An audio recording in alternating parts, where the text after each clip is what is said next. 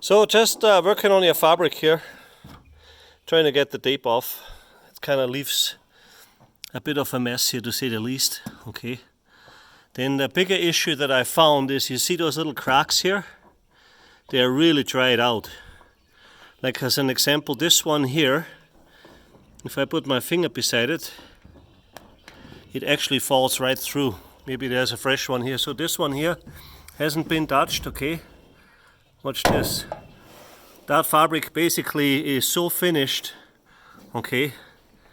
It's done, and those hairline cracks, they are all the way throughout, and every one of them, if I go up to it beside it, it falls through. So sorry about this, but the only thing I can suggest, there's another one here, watch this.